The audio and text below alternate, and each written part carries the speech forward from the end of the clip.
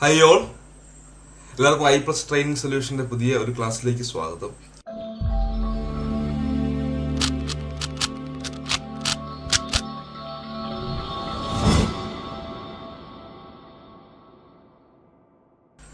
അപ്പോൾ നമ്മുടെ എക്സാമുമായി ബന്ധപ്പെട്ട സെക്കൻഡ് പാർട്ട് കേട്ടോ, അതായത് കോപ്പറേഷന്റെ രണ്ടാമത്തെ പാർട്ട്. ഓൾറെഡി നമ്മൾ ഫസ്റ്റ് പാർട്ട് കംപ്ലീറ്റ് ചെയ്തു. അപ്പോൾ സെക്കൻഡ് പാർട്ട്, ക്വസ്റ്റ്യൻ പേപ്പർ ഡിസ്കഷനിലെ സെക്കൻഡ് പാർട്ടാണ് നമ്മൾ ഡിസ്കസ് ചെയ്യാൻ പോകുന്നത്. ഓക്കെ, നമുക്കിപ്പോൾ എന്ത് ചെയ്യാം, ക്വസ്റ്റ്യൻസിലേക്ക് പോകാം അല്ലേ. നമുക്ക് നോക്കാം. ഇന്നത്തെ ആദ്യത്തെ ചോദ്യം, FPO cannot be registered. ഇത് നല്ലൊരു ക്വസ്റ്റ്യൻ ആയിരുന്നു, നല്ല അത്യാവശ്യം കുട്ടികളെ ഒന്ന് വലച്ച ക്വസ്റ്റ്യൻ ആയിരുന്നു.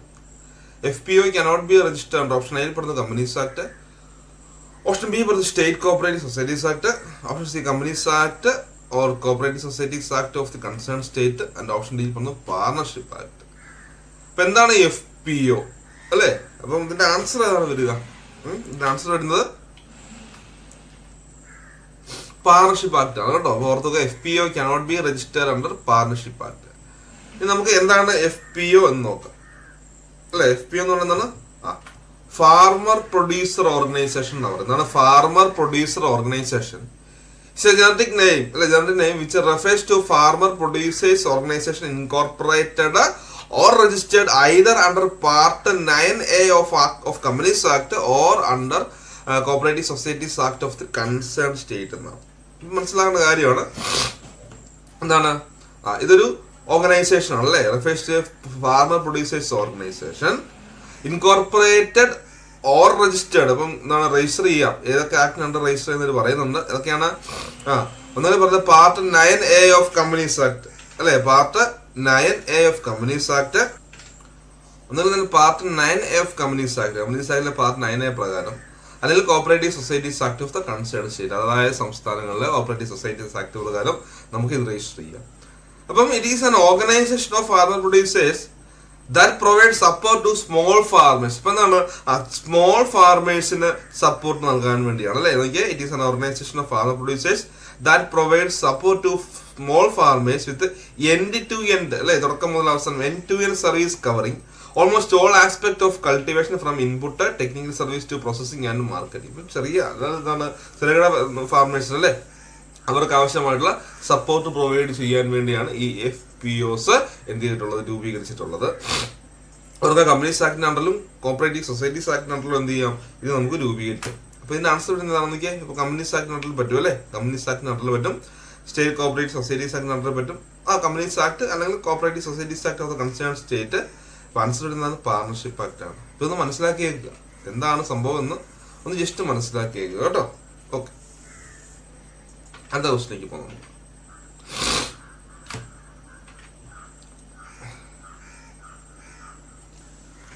Cooperation has failed, but cooperation must succeed was the famous saying of. പറയണം കോപ്പറേഷൻ ഫെയിലായി, പക്ഷെ എന്ത് ചെയ്യണം, സക്സീഡ് ചെയ്യണം, മസ്റ്റ് സക്സീഡ് ചെയ്യണം. Was the famous saying of. Option A പറയുന്നത് all India rural credit survey committee, option B പറയുന്നത് all India rural credit review committee, option സിയിൽ പറയുന്നത് ഗ്രാഫിക് കാർഡ് കമ്മിറ്റി, ഓപ്ഷൻ ഡിയിൽ പറയുന്നത് മക്ലഗാൻ കമ്മിറ്റി. അത് മനസ്സിലാക്കണം. കോപ്പറേഷൻ ഫെയിലായി, has fail, but it must succeed എന്ന് പറയുന്നുണ്ട്. ഇപ്പോൾ all India rural credit survey committee വളരെ പ്രധാനപ്പെട്ട കമ്മിറ്റിയാണ് അല്ലെ, RBI അപ്പോയിന്റ് ചെയ്തിട്ടുള്ള കമ്മിറ്റി. 1951 അപ്പോയിന്റ് ചെയ്ത് 54 റിപ്പോർട്ട് സമർപ്പിച്ചു.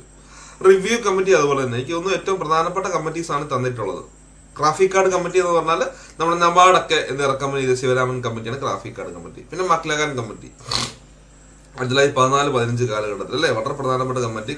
എന്നാണ് ഇന്ത്യയിലെ സഹകരണ പ്രസ്ഥാനങ്ങൾ റൈറ്റ് ലൈനിലാണോ പ്രവർത്തിക്കുന്നതെന്ന് ഉറപ്പാക്കാൻ വേണ്ടി എന്താണ് ബ്രിട്ടീഷ് ഗവൺമെന്റ് അപ്പോയിന്റ് ചെയ്ത കമ്മിറ്റിയാണ് മക്ലഗാൻ കമ്മിറ്റി. അപ്പം corporation has failed but corporation must succeed എന്ന് പറയുന്നത് ആരുടെ വാക്കുകളാണ്, ആരുടെ സേയിങ് ആണെന്ന് ചോദിച്ചാൽ അതിന് ആൻസർ വരുന്നതാണ് all India rural credit survey committee അല്ലെ, all India rural credit survey committee അല്ലെങ്കിൽ Gorwala committee. All India rural credit survey committee അല്ലെങ്കിൽ ഗോർവാല കമ്മിറ്റി എന്ന് ഓർത്ത് വെച്ചേക്ക്, ഗോർവാല കമ്മിറ്റി. ഇതുമായി ബന്ധപ്പെട്ട് നമുക്ക് സ്റ്റേറ്റ് കോപ്പറേറ്റീവ് യൂണിറ്റ് പുസ്തകത്തിൽ പറഞ്ഞ അതിനോട് പോയിട്ട് നോക്കിയാലോ. സ്റ്റേറ്റ് കോപ്പറേറ്റീവ് യൂണിറ്റ് പുസ്തകത്തിൽ പറഞ്ഞ കാര്യമാണ്. നോക്കിയേ, the reserve bank of India appointed the all India rural credit survey committee in August 1951. ഇപ്പൊ ആരാണ്? RBI ആണ് അല്ലെ, റിസർവ് ബാങ്ക് ഓഫ് ഇന്ത്യ ആണ് എന്ത് ചെയ്യുന്നത്? ഓൾ ഇന്ത്യ റൂറൽ സർവേ കമ്മിറ്റീനെ അപ്പോയിന്റ് ചെയ്യുന്നത് ആഗസ്റ്റ് 1951. ഈ ഒരു പുസ്തകത്തെ ബേസ് ആക്കി വേണം നമ്മുടെ പഠനം കേട്ടോ. കാരണം ഈ തവണ ചോദിച്ചിട്ടുള്ള എല്ലാ കോർപ്പറേഷൻ ഈ ബുക്സിന്റെ ഇതിന്റെ ബേസിസിലാണ് ചോദിച്ചിട്ടുള്ളത്. നിങ്ങൾ പുസ്തകങ്ങൾ പഠിച്ചാൽ നിങ്ങൾക്ക് മനസ്സിലാവും. അതുകൊണ്ടാണ് ജസ്റ്റ് ഞാൻ അതിന്റെ കട്ടിങ് മാത്രം കേട്ടോ. സ്റ്റേറ്റ് കോപ്പറേറ്റീവ് പുസ്തകം. രണ്ടാമത് appointment of the committee was the most important landmark in the history of cooperative movement after independence. സഹകരണ പ്രസ്ഥാനത്തിന് ഏറ്റവും പ്രധാനപ്പെട്ട കമ്മിറ്റി ഏതെന്ന് ചോദിച്ചാൽ അത് സർവേ കമ്മിറ്റിയാണെന്ന് പറയുന്നുണ്ട് അല്ലേ. Appointment of the committee was the most important landmark എന്നാ പറയുന്നത് അല്ലേ. Most important landmark in the history of cooperative movement after independence. ഇൻഡിപെൻഡൻസിന് ശേഷം ഏറ്റവും പ്രധാനപ്പെട്ട കാര്യങ്ങൾ അല്ലെ, സഹകരണ പ്രസ്ഥാനത്തിൽ സംഭവിച്ച ഏറ്റവും പ്രധാനപ്പെട്ട കാര്യങ്ങൾ ഒന്നാണ്. ഒരു ഇമ്പോർട്ടന്റ് ലാൻഡ് മാർക്ക് ആണെന്ന് പറയുക ഈ കമ്മിറ്റിയുടെ അപ്പോയിന്റ്മെന്റ് എന്ന് പറയുക. പറയുന്നത് Shri A.D. Gorwala was the chairman of the committee. ഈ കമ്മിറ്റിയുടെ ചെയർമാൻ എന്ന് പറയുന്നത് A.D. ഗോർവാലയാണ്. The committee is also known as Gorwala committee. നമുക്കറിയാം ഏതൊരു കമ്മിറ്റിയും അതിന്റെ ചെയർമാന്റെ പേരിലും അറിയപ്പെടുന്നു, ശരിയല്ലേ? ഏതൊരു കമ്മിറ്റിയും അതിന്റെ ചെയർമാന്റെ പേരിലും അറിയപ്പെടുന്നത്. അതുകൊണ്ടാണ് പറയുന്നത് എന്താണ്, A.D. Gorwala was the chairman of the committee. The committee is also known as Gorwala committee. പിന്നെ എന്താണ്, നമുക്ക് A.D. ഗോർവാല ഒഴികെ മറ്റ് ചില മെമ്പേഴ്സ് ഉണ്ടായിരുന്നു. ആരൊക്കെയാണ് അംഗങ്ങള്? Doctor Gadgil, D.R. ഗാഡ്ഗിൽ. പിന്നെ പറയുന്നുണ്ട് Shri B. Venkatappaiah, then executive director of RBI. ആ സമയത്ത് RBIയുടെ എക്സിക്യൂട്ടീവ് ഡയറക്ടർ ആയിരുന്നു ശ്രീ B. വെങ്കടപ്പൈ. പിന്നെ doctor NSR Shastri, then director of statistics RBI member secretary. ഈ കമ്മിറ്റിയുടെ മെമ്പർ സെക്രട്ടറി എന്നറിയപ്പെടുന്ന NSR ശാസ്ത്രിയാണ്. അദ്ദേഹം വന്നത്തെ ഡയറക്ടർ ഓഫ് സ്റ്റാറ്റിസ്റ്റിക്സ് RBI അല്ലെ. ആ സമയത്തെ then director of statistics RBI ആയിരുന്നു. വെങ്കടാപ്പൈ ആരായിരുന്നു? എക്സിക്യൂട്ടീവ് ഡയറക്ടർ ഓഫ് RBI ആയിരുന്നു ആ സമയത്ത് കേട്ടോ. അപ്പൊ ഇവര് മൂന്നുപേരെ അംഗങ്ങളാക്കിക്കൊണ്ട് A.D. ഗോർവാല ചെയർമാൻ ആക്കിക്കൊണ്ടും എന്താണ് RBI 1951 ഓഗസ്റ്റ് അപ്പോയിന്റ് ചെയ്ത കമ്മിറ്റിയാണ് റിസർവ് ബാങ്ക് ഓഫ് എന്താണ് A.D. ഗോർവാല കമ്മിറ്റി അല്ലെങ്കിൽ all India rural credit survey committee. അപ്പൊ അടുത്തൊരു പോയിന്റ് നിങ്ങൾക്ക് സംശയം ഉണ്ടാക്കാം. അടുത്ത പോയിന്റ് എന്ന് പറഞ്ഞാൽ all India rural credit survey committee was the first committee to study the working of cooperative movement in India. ഇന്ത്യയിലെ സഹകരണ പ്രസ്ഥാനത്തെ കുറിച്ച് പഠിക്കാൻ അപ്പോയിന്റ് ചെയ്ത ഫസ്റ്റ് കമ്മിറ്റി എന്ന് പറയുന്നുണ്ട്. അപ്പം മക്ലഗാൻ കമ്മിറ്റിയെ കുറിച്ച് പറയാറുണ്ട്. മക്ലഗാൻ കമ്മിറ്റി എന്ന് പറഞ്ഞാൽ ഫസ്റ്റ് കമ്മിറ്റിയാണ് കോർപ്പറേഷൻ അറിയപ്പെടുന്നത്. ഏത് സാഹചര്യത്തിലാണെന്ന് ചോദിച്ചാൽ ആ മക്ലഗാൻ കമ്മിറ്റിയെ നമ്മൾ അപ്പോയിന്റ് ചെയ്യുന്നത് എന്തിനു വേണ്ടിയാണ്? അതായത് റൈറ്റ് ലൈനിലാണോ? കാരണം നമ്മൾ 1904 ഒരു ആക്ട് പാസ്സാക്കുന്നു, അതിനുശേഷം 1912 ഒരു ആക്ട് പാസ്സാക്കുന്നു, കുറെ സംഘങ്ങൾ ആ ആക്ട് പ്രകാരം എന്താണ് രജിസ്റ്റർ ചെയ്ത് പ്രവർത്തനം ആരംഭിക്കുന്നു. എന്നാൽ ഇത് ആക്ട് പ്രകാരമൊക്കെ രജിസ്റ്റർ ചെയ്ത് പ്രവർത്തനം ആരംഭിക്കുന്നത് പ്രോപ്പർ ആയിട്ടാണോ അല്ലെ? Working on the right path അല്ലെങ്കിൽ working on the right line, correct പാത്തിലാണോ അല്ലെങ്കിൽ റൈറ്റ് ലൈനിലാണോ എന്താണ് സഹകരണ സംഘങ്ങൾ പ്രവർത്തിക്കുന്നത് എന്നറിയാൻ വേണ്ടിയാണ് മക്ലഗാൻ കമ്മിറ്റിയെ 1914 അപ്പോയിന്റ് ചെയ്യുന്നത് കേട്ടോ. അത് ബ്രിട്ടീഷ് ഗവൺമെന്റ് അപ്പോയിന്റ് ചെയ്തതാണ്. പിന്നെ പറയുന്നുണ്ട് the committee submitted it's report in the year 1954. അപ്പം 1951 അപ്പോയിന്റ് ചെയ്തു, 1954 റിപ്പോർട്ട് സമർപ്പിച്ചു. The committee found that only 3.1% of the total credit requirement were disbursed through cooperative society. എന്നാണ് ആകെയുള്ള ക്രെഡിറ്റ് റിക്വയർമെന്റിന്റെ അല്ലെ ആകെയുള്ള ക്രെഡിറ്റ് റിക്വയർമെന്റ് 3.1% മാത്രമേ എന്ത് ചെയ്യുന്നുള്ളൂ നമ്മൾ സഹകരണ സംഘങ്ങൾ വഴി കോപ്പറേറ്റീവ് സൊസൈറ്റീസ് വഴി നൽകുന്നുള്ളൂ. പിന്നെ പറഞ്ഞത് അന്ന് government agencies provide 3.3% India. Government agencies 3.3% നൽകുന്നുണ്ട്. സോ പറയുന്നുണ്ട് on the other side about 93.6% of the credit requirement അല്ലെ, ക്രെഡിറ്റ് റിക്വയർമെന്റ് സാമ്പത്തികമായിട്ടുള്ള ആവശ്യങ്ങൾ എന്നാ പറയുക. On the other side about 93.6% of the credit requirement of the farmers were supplied by the private money lenders. അപ്പൊ ബാക്കിയുള്ള പണം നൽകുന്നത് സാമ്പത്തികമായിട്ടുള്ള എന്താണ് ആ ഒരു ആവശ്യങ്ങൾ നിറവേറ്റി കൊടുക്കുന്ന മണി ലെൻഡേഴ്സ് ആണ്. അവിടെ ചൂഷണങ്ങൾ ഉണ്ടാവും. മണി ലെൻഡേഴ്സ് പണം കൊടുക്കുമ്പോൾ അവിടെ ചൂഷണങ്ങൾ ഉണ്ടാവും. The loans were granted only on the security of land and other assets. ഇവിടെ നമ്മൾ ലോൺ കൊടുത്തുകൊണ്ടിരിക്കുന്ന സെക്യൂരിറ്റി ഓഫ് ലാൻഡിന്റെ മറ്റ് അതർ അസറ്റിന്റെ അടിസ്ഥാനത്തിലാണ്. And those who could not offer such securities നൽകാൻ പ്രാപ്തി ഇല്ലാത്തവർ എന്ത് ചെയ്യും? Were considered as not worthy. അപ്പൊ അവർക്ക് ഒന്നും കിട്ടില്ല. കാരണം ഇവിടെ സെക്യൂരിറ്റീസ് ഒക്കെ ഉണ്ടെങ്കിൽ മാത്രമേ ലോൺ കിട്ടുന്നു. ആ സാഹചര്യത്തിലാണ്, അല്ലാത്തവർക്ക് ലോൺ കിട്ടില്ല. സോ അതുകൊണ്ട് തന്നെയാണ് ദ കമ്മിറ്റി ഫൗണ്ട് ദാറ്റ് അതാണ് പ്രോപ്പർ നമ്മളിപ്പോ ഡിസ്കസ് ചെയ്ത ക്വസ്റ്റ്യനിലെ പ്രോപ്പർ ആയിട്ടുള്ള അവരുടെ കൊട്ടേഷൻ എന്താണെന്ന് വെച്ചാൽ committee found that cooperative credit was not of the right time, was not the right quantity, did serve the right purpose, can often fail to reach the right people. Correct സമയത്ത് കൊടുക്കുന്നില്ല അല്ലെ, correct സമയത്ത് credit നൽകുന്നില്ല, correct അളവിലായിട്ട് എന്താണ് ആവശ്യത്തിനുള്ള credit നൽകുന്നില്ല, okay, ആവശ്യക്കാർക്ക് നൽകുന്നില്ല. അതുകൊണ്ടാണ് അവർ പറയുന്നത് and cooperation has failed but it must succeed. ഇതാണ് അർത്ഥമാക്കുക കേട്ടോ. ഇതാണ് കംപ്ലീറ്റ് ആയിട്ടുള്ള എന്ന് പറയുക അവരുടെ ഒരു quotation. And cooperation has failed but it must succeed എന്ന് പറയുന്നത്. പിന്നെ പറയുന്നുണ്ട് the committee submitted the report in 3 volumes. 3 വാല്യത്തിലാണ് കമ്മിറ്റി റിപ്പോർട്ട് സമർപ്പിക്കുന്നത്. Survey, technical, general. ഞാൻ പഠിപ്പിക്കുമ്പോൾ GST എന്ന് പഠിപ്പിക്കുക. GST ജനറൽ, സർവേ, ടെക്നിക്കൽ എങ്ങനെയാണ് പഠിച്ചു? ജനറൽ, സർവേ, ടെക്നിക്കൽ എങ്ങനെ വേണമെങ്കിലും പഠിച്ചു.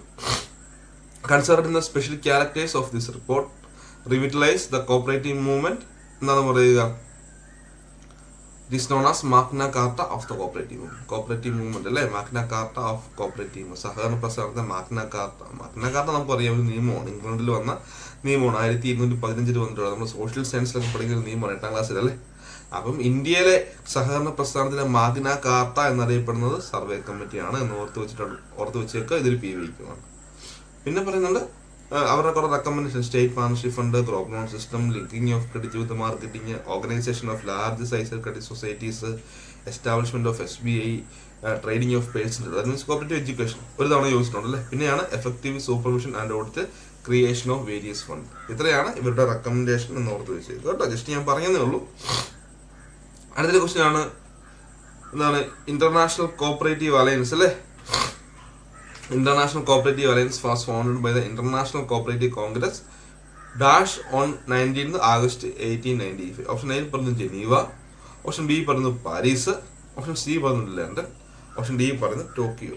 ഇന്റർനാഷണൽ കോപ്പറേറ്റീവ് കോൺഗ്രസ് ഏത് സമയത്ത് എവിടെ വെച്ച് നടന്ന ഇന്റർനാഷണൽ കോപ്പറേറ്റീവ് കോൺഗ്രസിലാണ് ഇന്റർനാഷണൽ കോപ്പറേറ്റീവ് അലയൻസ് ഫൗണ്ട് ചെയ്തത്? Option A Geneva, option B Paris, option C London, option D Tokyo. അപ്പൊ നമ്മൾ മനസ്സിലാക്കണം, സുപ്രീം ബോഡി ഏറ്റവും ടോപ്പ് ലെവലിൽ വരുന്നത്, ഐസിയുടെ ഏറ്റവും ടോപ്പ് ലെവലിൽ വരുന്ന സുപ്രീം ബോഡി മനസ്സിലാക്കണം. പോയിന്റ് പ്രോപ്പറാണ് മനസ്സിലാക്കണം. സുപ്രീം ബോഡി എന്നറിയപ്പെടുന്നത് എന്താണ്? കോപ്പറേറ്റീവ് കോൺഗ്രസ് ആണ്. ഇന്റർനാഷണൽ കോപ്പറേറ്റീവ് കോൺഗ്രസ് ആണ്. എന്താണ്? ഇന്റർനാഷണൽ കോപ്പറേറ്റീവ് കോൺഗ്രസ് ആണ് സുപ്രീം ബോഡി എന്ന് പറയുന്നത്. ഏറ്റവും ടോപ്പ്. അത് കഴിഞ്ഞ ശേഷം മാത്രമേ ജനറൽ അസംബ്ലി വരുള്ളൂ കേട്ടോ. ഈ cooperative Congress, international cooperative Congress എല്ലായ്പ്പോഴും ഒന്നും എന്ത് ചെയ്യാറില്ല, കൂടാറില്ല. അങ്ങനെ സ്പെഷ്യൽ ഒക്കേഷൻസിന് മാത്രമേ എന്ത് ചെയ്യുകയുള്ളൂ, ഈ ഇന്റർനാഷണൽ കോപ്പറേറ്റീവ് എന്താ പറയുക കോൺഗ്രസ് നമ്മൾ ഹെൽഡ് ചെയ്യാറുള്ളൂ എന്ന് ഓർത്ത് വെച്ചേക്കുക. അപ്പൊ ആദ്യത്തെ ഇന്റർനാഷണൽ കോപ്പറേറ്റീവ് കോൺഗ്രസിൽ വെച്ച് തന്നെയാണ് ICI രൂപീകൃതമാകുന്നത്. 19 ഓഗസ്റ്റ് 1895 ഇത് രൂപീകരിക്കുന്നത്. ആദ്യത്തെ എന്ത് പറയുക ആ ഒരു കോപ്പറേറ്റീവ് കോൺഗ്രസ് അല്ലേ. അപ്പൊ അത് എവിടെ വെച്ച് നടന്നതാണ്? ഓപ്ഷൻ A പറഞ്ഞ ജനീവയാണോ, ഓപ്ഷൻ B പാരീസ് ആണോ, ഓപ്ഷൻ C ലണ്ടനിലാണോ, ഓപ്ഷൻ D ടോക്കിയോയിലാണോ അല്ലെ. നമ്മൾ അറിഞ്ഞിരിക്കണം. അപ്പൊ ഏതാണ് ഇതിന്റെ ആൻസർ വരിക? ലണ്ടൻ ആണ് ആൻസർ വരിക അല്ലേ. ഇവിടെ ആൻസർ ലണ്ടനിൽ വെച്ച് നടന്നിട്ടുള്ള ഫസ്റ്റ് കോപ്പറേറ്റീവ് കോൺഗ്രസിലാണ് അല്ലേ. പറയുന്നുണ്ട് റോയൽ സൊസൈറ്റി ഓഫ് ലണ്ടനിലാണ് നടക്കുന്നത് കേട്ടോ. Hall of the society of arts അല്ലെ. റോയൽ സൊസൈറ്റി ഓഫ് ലണ്ടനിലെ hall of the society of ആർട്സിൽ വെച്ചാണ് ഫസ്റ്റ് കോപ്പറേറ്റീവ് കോൺഗ്രസ് എന്ത് ചെയ്യുന്നത്, രൂപീകരിക്കുന്നത് അല്ലെങ്കിൽ ഫസ്റ്റ് കോപ്പറേറ്റീവ് കോൺഗ്രസ് നടക്കുന്നത്, ഹെൽഡ് ആകുന്നത്. അതിൽ വെച്ചാണ് ICI രൂപീകരിക്കുന്നത് കേട്ടോ. അപ്പൊ എന്താണ് ഓഗസ്റ്റ് 19 മുതൽ 23 വരെ അവർ സൈറ്റിൽ കിടക്കുന്ന 23 ചില പുസ്തകങ്ങളും ചില യൂണിവേഴ്സിറ്റി ടെസ്റ്റുകൾ 22 കിടക്കുന്നു. എന്നാൽ അവരുടെ സൈറ്റിൽ ഓഗസ്റ്റ് 19 മുതൽ 23 വരെ എന്ന് അവരുടെ സൈറ്റിൽ കിടപ്പുണ്ട്. അത് ഞാൻ സ്പെഷ്യൽ ഒക്കേഷൻസിന് മാത്രം എന്ത് ചെയ്യുള്ളൂ, ഇത് ഹെൽഡ് ചെയ്യുള്ളൂ. അല്ല എപ്പോഴും 2 വർഷം കൂടുമ്പോഴോ അല്ലെങ്കിൽ 3 വർഷം കൂടുമ്പോൾ അങ്ങനെയൊന്നുമില്ല. സ്പെഷ്യൽ ആയിട്ടുള്ള ഒക്കേഷൻസിന് മാത്രമേ എന്ത് ചെയ്യാൻ പറ്റുള്ളൂ, കോപ്പറേറ്റീവ് കോൺഗ്രസ് അവിടെ നമ്മൾ എന്ത് സംഘടിപ്പിക്കാറുള്ളൂ എന്ന് ഓർത്ത് വെച്ചേക്കുക. പിന്നെ ആദ്യത്തെ കോപ്പറേറ്റീവ് കോൺഗ്രസിൽ 13 രാജ്യങ്ങളുടെ പ്രതിനിധികളുണ്ടായിരുന്നു. എത്ര രാജ്യങ്ങളുണ്ടായത്? 13 രാജ്യങ്ങളുടെ പ്രതിനിധികളുണ്ടായിരുന്നു. അതിലാരും ഉണ്ടായിരുന്നു? ഇന്ത്യ ഉണ്ടായിരുന്നു കേട്ടോ. ഇന്ത്യ ഉണ്ടായിരുന്നു. ആ ആദ്യത്തെ കോപ്പറേറ്റീവ് കോൺഗ്രസിൽ ഇന്ത്യയും പ്രതിനിധിയായിട്ടുണ്ടായിരുന്നു. 13 രാജ്യങ്ങളുടെ ഡെലഗേറ്റ്സ് എന്നാണ് പറയപ്പെടുക. ജസ്റ്റ് ഒന്ന് ഓർത്ത് വെച്ചേക്കുക കേട്ടോ. അപ്പൊ ഓർത്ത് വെച്ചേക്കുക. ആദ്യത്തെ നടത്തിയ എവിടെ വെച്ചാണ്? ആദ്യത്തെ എവിടെയാണ്? ലണ്ടനിൽ വെച്ച് തന്നെയാണെന്ന് ഓർത്ത് വെച്ചേക്കുക. അടുത്തൊരു ക്വസ്റ്റ്യൻ ആണ്, വളരെ പ്രധാനപ്പെട്ട ക്വസ്റ്റ്യൻ ആണ്. നമ്മൾ പറഞ്ഞു HDC ടെസ്റ്റിലും എല്ലാ യൂണിവേഴ്സിറ്റി ടെസ്റ്റുകളിലും എല്ലാം പറയുന്ന എല്ലാ ടെസ്റ്റുകളിലും എന്താണ് കൂടുതൽ ഹൈലൈറ്റ് ചെയ്ത് പറയുന്ന ഒരു പോയിന്റ് ആണ്. It denotes a special method of doing business എന്ന് നമുക്ക് നോക്കാം. പറയുന്നുണ്ട് the modern concept of cooperation is altogether different from the primitive. പഴയതിൽ നിന്ന് ഒരുപാട് വ്യത്യാസമുണ്ട് മോഡേൺ കൺസെപ്റ്റ് അല്ലെ. കോപ്പറേഷന്റെ മോഡേൺ കൺസെപ്റ്റിൽ it denotes a special method of doing business. വളരെ പ്രധാനപ്പെട്ടതാണ്. It denotes a special method of doing business അല്ലെ. ഇത് പറയുന്നത് ആരാണ് നൽകിയത്? The interpretation was given. Option A പറഞ്ഞു TN ഹജീല, ഓപ്ഷൻ B പറഞ്ഞു മക്ലഗാൻ കമ്മിറ്റി, ഓപ്ഷൻ C പറഞ്ഞു മിർദ കമ്മിറ്റി, ഓപ്ഷൻ ഡി പറഞ്ഞ കോപ്പറേറ്റീവ് റിവ്യൂ കമ്മിറ്റി. വളരെ പ്രധാനപ്പെട്ട, ഞാൻ പറഞ്ഞു, കാരണം എല്ലാ പുസ്തകങ്ങളിലും എല്ലാ യൂണിവേഴ്സിറ്റി ടെസ്റ്റുകളിലും അതുപോലെ തന്നെ എല്ലാ HDC പുസ്തകങ്ങളിലും എല്ലാം അവർ എടുത്ത് പറയുന്ന ഒരു കൊട്ടേഷനാണിത്. അപ്പൊ ഇത് നിങ്ങൾ ഒരിക്കലും ഒരു കാരണവശാലും മറക്കരുത്. ഏതാണ്? TN ഹജീലയാണ്. TN ഹജീല കേട്ടോ, മറക്കരുത്. ഓക്കെ, ഇതും പ്രോപ്പറായിട്ട് നമ്മുടെ പുസ്തകങ്ങളിൽ പറയുന്നുണ്ട്. Which one of the following is not an economic benefit of corporation? താഴെ പറയുന്നത് കോർപ്പറേഷന്റെ എക്കണോമിക് ബെനിഫിറ്റ് അല്ലാത്തത് ഏതാണെന്ന് ചോദിക്കുക. Option a more equitable distribution of wealth. രണ്ടാമത്തെ സ്റ്റെബിലൈസേഷൻ ഓഫ് എംപ്ലോയ്മെന്റ്. മൂന്നാമത്തെ ടു ക്രിയേറ്റ് എക്സ്പെർട്ട്. നാലാമത്തെ to bring an end to monopolistic tendencies. ഏതാണ് ആൻസർ വരിക? ഏതാണ് എന്റെ ആൻസർ വരിക? ടു ക്രിയേറ്റ് എക്സ്പെർട്ട് കേട്ടോ. എന്താണ്? ടു ക്രിയേറ്റ് എക്സ്പെർട്ട് എന്ന് ഓർത്തിച്ച്. To create expert. Which one of the following is not an economic benefit of corporation എന്ന് ചോദിച്ചാൽ ടു ക്രിയേറ്റ് എക്സ്പെർട്ടിനെ ക്രിയേറ്റ് ചെയ്യുക എന്നുള്ളത് അവരുടെ എക്കണോമിക് ബെനിഫിറ്റ് അല്ല, അല്ലേ? More equitable distribution of wealth economic benefit അല്ലേ? Stabilisation of employment economic benefit അല്ലേ? To bring an end to monopolistic tendencies എന്താണ്? അപ്പൊ ആൻസർ എന്താണ് വരിക? ടു ക്രിയേറ്റ് എക്സ്പെർട്ട് എന്ന് പറഞ്ഞാൽ ഒരിക്കലും അവരുടെ ഒരു സാമ്പത്തികപരമായിട്ടുള്ള ബെനിഫിറ്റ് അല്ല, അല്ലെങ്കിൽ എക്കണോമിക് ബെനിഫിറ്റ് അല്ല എന്ന് ഓർത്ത് വെച്ചേക്കുക. അത് ക്വസ്റ്റ്യൻ ആണ്. Which of the following was not a principle of Rochdale pioneers? താഴെ പറഞ്ഞ റോക്ക്ഡെയിൽ പൈനിയേഴ്സിന്റെ പ്രിൻസിപ്പിൾ അല്ലാത്ത ഏതെന്നാണ് ചോദ്യം. ഓപ്ഷൻ എയിൽ പറഞ്ഞു open membership. Option b limited interest on capital. Option c corporation among cooperatives. Option d cash trading. നമുക്കറിയാം corporation among cooperatives അത് കാർവേ കൊണ്ടുവന്നതാണ്, അല്ലേ? ഡിജി കാർവേയുടെ പ്രിൻസിപ്പിളാണ്. Principle of growth, mutual help principle, Karve principle എന്നൊക്കെ അറിയുന്ന ഏതാണ്? അത് കോർപ്പറേഷൻ എമംഗ് കോപ്പറേറ്റീവ്സ് ആണ്. ബാക്കി എല്ലാം റോക്ക്ഡെയിൽസിന്റെയാണ്, അല്ലേ? കാരണം റോക്ക്ഡെയിൽസ് സക്സസ് ആകാൻ കാരണം എന്താണ്? അവർ ചില പ്രിൻസിപ്പിൾസ് ഇൻട്രൊഡ്യൂസ് ചെയ്തു. നമ്മൾ ഒന്നുകൂടെ പോയിന്റുകൾ അവിടെ പഠിക്കാനുണ്ട്, അതൊന്ന് പറഞ്ഞു പോകാം. 1844 എന്ത് ചെയ്യുന്നത്? റഫ്സ് ഫോം ചെയ്യുന്നത് 1844.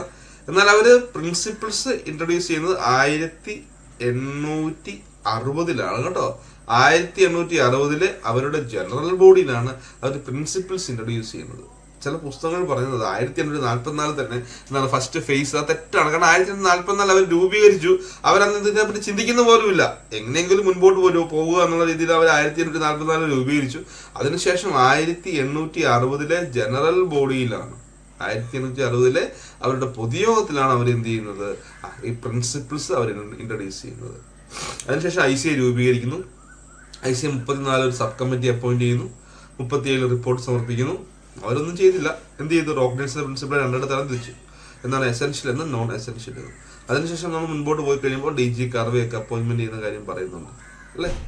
അതിനുശേഷം അവസാനം നമ്മൾ ഇവാൻ മക്ഫേഴ്സന്റെ കാര്യം പറയുന്നുണ്ട്. അപ്പൊ നമ്മൾ മനസ്സിലാക്കേണ്ടത് അതിന്റെ സ്റ്റേജസ്, പ്രിൻസിപ്പിൾസിന്റെ സ്റ്റേജസ് ഒന്ന് പഠിക്കേണ്ടി വരും കേട്ടോ. നമ്മൾ മനസ്സിലാക്കി ചെയ്യുക.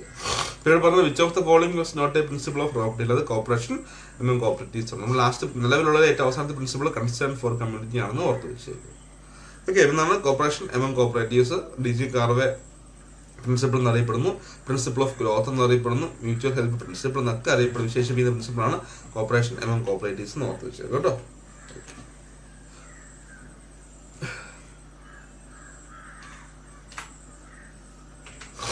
അടുത്ത ക്വസ്റ്റ്യൻ നോക്കാം. The words cooperative societies were added after associations and unions in dash under part 3 of the Constitution of India. Basic ആയിട്ടുള്ള ക്വസ്റ്റ്യൻ ആണ്, ഒരുപാട് നമ്മൾ ചോദിച്ചിട്ടുള്ളതാണ്. Option a article 43B. Option b പറയുന്നു ആർട്ടിക്കിൾ 243 ZH. സി പറയുന്നു article 243 ZS, അല്ലെ? ZS. D പറയുന്നു article 19(1) C, അല്ലെ? Article 19(1) C. ഏതാ ആൻസർ വരിക? ബേസിക് ചോദ്യമാണ്, ഒരുപാട് തവണ വന്നിട്ടുള്ളതാണ്. കൂടുതൽ എക്സ്പ്ലനേഷന്റെ ആവശ്യമില്ല, അല്ലേ? കൂടുതൽ എക്സ്പ്ലനേഷന്റെ ആവശ്യം നമുക്ക് അവിടെ ഇല്ല. ആർട്ടിക്കിൾ 19, അല്ലെ? ആർട്ടിക്കിൾ 19(1) C പറയപ്പെടുന്നത്. Okay,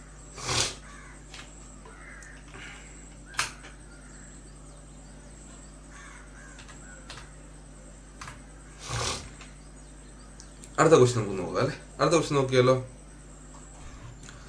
Through the Montagu-Chelmsford reforms of dash, cooperation becomes a provincial language. ഇപ്പൊ നമ്മൾ ഇന്ന് പഠിക്കുമ്പോൾ സഹകരണം ഒരു സംസ്ഥാന വിഷയമാണ്, അല്ലെ? സ്റ്റേറ്റ് സബ്ജക്റ്റ് ആണ്. അപ്പൊ അങ്ങനെ ആകാൻ കാരണമാരാണ്? മൊണ്ടേഗു-ചെംസ്ഫോർഡ് ആണ്.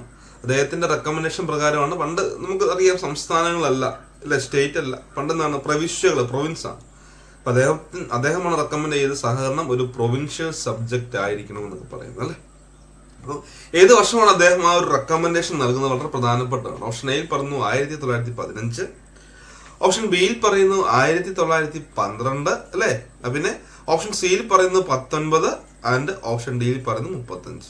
ഏതാണ് 1919 കേട്ടോ. 1919 അത് പ്രകാരമാണ് ബോംബെ പ്രൊവിൻസ് 1925 അവർ ആദ്യമായിട്ട് എന്ത് ചെയ്യുകയാണ്, അവരുടെ സ്വന്തം ബോംബെ പ്രൊവിൻസ് ആക്ട് ഒക്കെ പാസ്സാക്കുന്നുണ്ട്. അപ്പൊ 1919 ആ ഒരു റെക്കമെൻഡേഷൻ വന്നത് എന്ന് ഓർത്ത് വെച്ചേക്കുന്നത്. 1919 റെക്കമെൻഡേഷൻ. അപ്പൊ മൊണ്ടേഗു ചെംസ്ഫോർഡ് ആണ് എന്ത് ചെയ്യുന്നത്, ആ റെക്കമെൻഡേഷൻ ചെയ്യുന്നത്. സഹകരണം ഒരു പ്രൊവിൻഷ്യൽ സബ്ജക്റ്റ് ആയിരിക്കണം.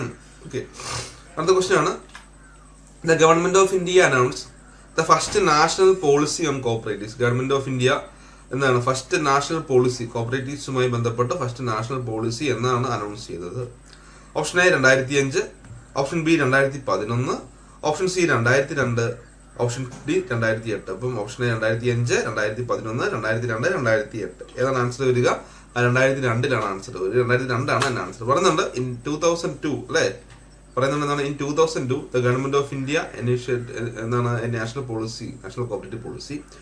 The objective policy is to facilitate an all round development of cooperatives in the country. നമ്മുടെ രാജ്യത്തെ കോപ്പറേറ്റീവ്സിന് ഒരു ഓൾ റൗണ്ട് അല്ലെ, എല്ലായിടത്തും നല്ല രീതിയിൽ ഡെവലപ്പ് ചെയ്യുക എന്നുള്ളതാണ് ലക്ഷ്യം.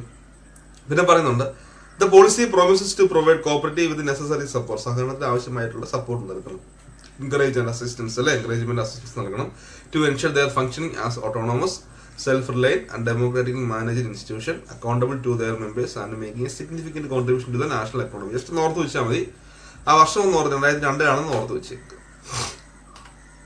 അടുത്ത ക്വസ്റ്റ്യൻ ആണ്, section 3 of the BR Act 1949 provide that the provision of BR Act shall not be applicable to banks if they do not use the word bank as part of their names, banking is not part of their business, do not act as a drawing of check. ഏതാണ് answer വരിക? അത് കാണുമ്പോൾ തന്നെ അറിയാം, ബാക്കിയെല്ലാം എന്താണ് ബാങ്കിന് വരുന്നതാണ് അല്ലെ. അതാണ് ഓൾ ഓഫ് ദ എബോവ് ആണ് അല്ലെ, ഓൾ ഓഫ് ദി എബോവ് ആണ്. ഓക്കെ, ജസ്റ്റ് പറയുന്നുണ്ട്. ഓക്കെ, നിങ്ങൾ നോക്കണ്ട. അടുത്ത ക്വസ്റ്റ്യൻ അടുത്താണ്, എന്താണ്, which of the following is not applicable to supervisory action framework of urban cooperative bank? Option A, net NPA about 6%. Option B, incur losses for 2 consecutive financial year. Option C, CRAR is below 10%, accumulated losses in the balance sheet. നമുക്ക് account banking ഒക്കെ ആയിട്ട് വളരെ പ്രധാനപ്പെട്ട ആയിട്ട് പഠിക്കേണ്ട ഒരു point ആണ് അല്ലെ. CRAR is below 10% ആണെന്ന് ഓർത്ത് വെച്ചിരിക്കുന്നത്. അപ്പൊ ഇവിടെ പറയുന്നുണ്ട്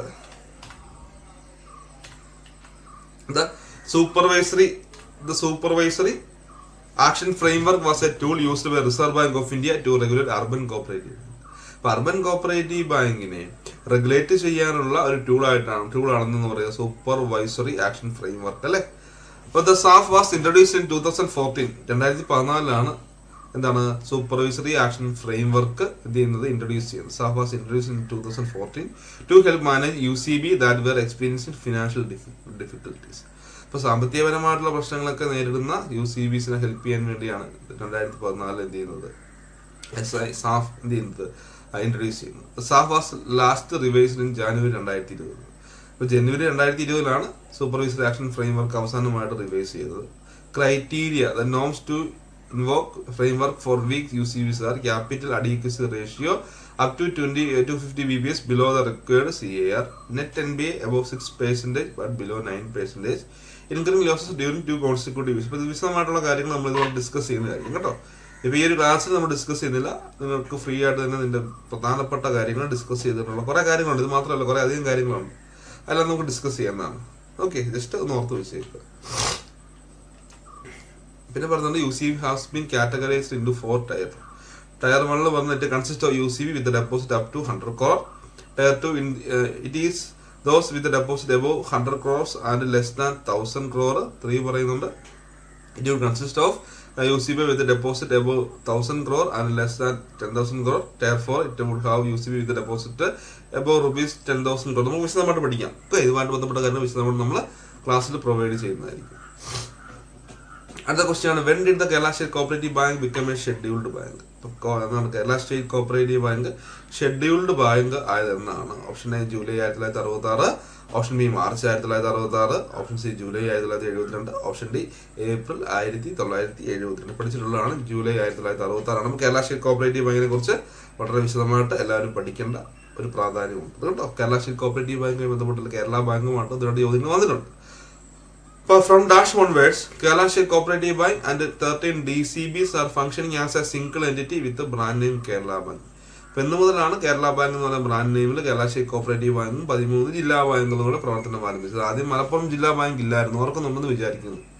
ആദ്യം മലപ്പുറം ജില്ലാ ബാങ്ക് ഇല്ല, പിന്നീടാണ് അത് ആടായി വരുന്നത് അല്ലേ, അവർ മാറിയിരുന്നായിരുന്നു. അപ്പോൾ ഓപ്ഷൻ എയിൽ പറയുന്നത് ഏപ്രിൽ 2016, ഓപ്ഷൻ ബിയിൽ പറയുന്നത് March 2018, option C November 2019, option d April 2020. November 2019 പഠിച്ചിട്ടുള്ളതാണല്ലേ, എല്ലാവരും പഠിച്ചിട്ടുള്ളതാണെന്ന് ഞാൻ വിചാരിക്കുന്നു. അടുത്താണ് orange colour in the cooperative flag stand for courage. നമുക്ക് കോപ്പറേറ്റീവ് ഫ്ലാഗിനെ കുറിച്ച് പറയാനുണ്ടല്ലേ. ചാൾസ് ഗെയ്നാണ് 1921 ആദ്യമായിട്ട് കോപ്പറേറ്റീവ് ഫ്ലാഗ് ഇൻട്രൊഡ്യൂസ് ചെയ്യുക അല്ലേ. പിന്നീട് അത് നമ്മുടെ ICAയിൽ അത് അപ്രൂവ് ചെയ്യുന്നതൊക്കെ പഠിക്കുന്നുണ്ട്. ആദ്യമായിട്ട് ഹോസ്റ്റ് ചെയ്ത് 1923 അതിനെ അപ്രൂവ് ചെയ്യുന്ന 1925. പിന്നെ അതിനകത്ത് ആവശ്യമായിട്ടുള്ള മാറ്റങ്ങളൊക്കെ വരുത്തിയിട്ടുള്ളത് പഠിക്കുന്നുണ്ട്. അപ്പോൾ നമുക്കത് മനസ്സിലാക്കണം, കോപ്പറേറ്റീവ് ഫ്ലാഗ് ആയിട്ടുള്ള കാര്യങ്ങൾ പഠിക്കണം. അത് പറയുന്നത് ഓറഞ്ച് കളർ അല്ലേ, അതൊരു റെയിൻബോ ഫ്ലാഗ് ആണ് പഠിച്ചിട്ടുണ്ട്. അപ്പോൾ സ്റ്റാൻഡ് ഫോർ കറേജ് ആണോ, offers the vision of possibilities ആണോ, it's a colour of form the beauty and friendship ആണ്, option d all of the above. ഏതാണ് orange colour? Offers the vision of possibilities ആണെന്ന് ഓർത്ത് വെച്ചത്. അടുത്തൊരു ഡയറക്റ്റ് ക്വസ്റ്റ്യൻ ആണല്ലേ. Dash means a special charge on movable or immovable property in favour of a cooperative credit society by a mere declaration writing by the borrower for securing the payment of money advanced by way of loan. A. lien, option B mortgage, option C gahan, option D hypothecation ആണ്. പക്ക cooperative ലോയുമായി ബന്ധപ്പെട്ട questions ആണ് ഇത് വന്നിട്ടുള്ളത് അല്ലേ. Answer ഗഹാൻ ആണ് വരിക. അപ്പോൾ load ക്ലാസ്സിൽ വിശദമായി ഡിസ്കസ് ചെയ്യുന്നതാണ്. Section 36A rule 51A form 8A ആണ് ഗഹാനെ കുറിച്ച് പറയുന്നത് അല്ലേ. എന്താണ് സ്പെഷ്യൽ ചാർജ് ആണ്, അവകാശം എഴുതി കൊടുക്കുക എന്ന് പറയും. മൂവബിൾ പ്രോപ്പർട്ടിയിലും ഇമ്മൂവബിൾ പ്രോപ്പർട്ടിയിലും പറ്റും അല്ലേ. പിന്നെ പറയുന്നുണ്ട് ഒരു വാലിഡ് മോർഗേജിന്റെ എല്ലാ ഫീച്ചേഴ്സും ഒരു ഗഹാൻ ഉണ്ടായിരിക്കും. നമ്മൾ ലോൺ എടുക്കുമ്പോൾ, സ്ഥലം വീട് വെച്ച് ലോൺ എടുക്കുമ്പോൾ എന്താണ് ഗഹാൻ എഴുതി കൊടുക്കും അല്ലെ. പണ്ട് കാലങ്ങളിൽ ഇത് സബ് രജിസ്ട്രാർ ഓഫീസിലാണ് ചെയ്യുന്നത് കേട്ടോ, അവരെ കൊണ്ടാണ് മാർക്ക് ചെയ്യിക്കുക. പണ്ട് കാലത്ത് നമ്മൾ എഴുതി കൊടുക്കണം, സബ് രജിസ്ട്രാർ ഓഫീസിൽ വന്ന് ഒക്കെ എഴുതി സെറ്റ് ചെയ്യണം. ഇപ്പോൾ കുഴപ്പമൊന്നുമില്ല, ഇപ്പോൾ എല്ലാ സംഘവും ഓൺലൈനായിട്ട് തന്നെ ചെയ്യാം അല്ലെ. ഓരോ ബാങ്കും അതിന്റെ ഹെഡ് ഓഫീസിൽ ഓൺലൈനായിട്ട് ഗഹാനും ചെയ്യാം. ഗഹാൻ ക്രിയേഷനും ഉണ്ട്, ഗഹാൻ റിലീസും ഉണ്ട്. അതൊക്കെ നിങ്ങൾ നാളെ ബാങ്കിൽ കയറുമ്പോൾ പഠിക്കും കേട്ടോ. നിങ്ങൾ നാളെ ബാങ്കിൽ കയറി എന്താണ് ഹെഡ് ഓഫീസിലൊക്കെ വർക്ക് ചെയ്യുന്ന സമയത്ത് അതിന്റെ പ്രാക്ടിക്കൽ പോയിന്റ് ഓഫ് വ്യൂ കാര്യങ്ങൾ പഠിക്കും. നമ്മളിപ്പോൾ ജസ്റ്റ് ഇവിടെ അതിന്റെ തിയറിറ്റിക്കൽ കാര്യങ്ങൾ ജസ്റ്റ് പഠിപ്പിച്ചുള്ളൂ. ഓക്കെ,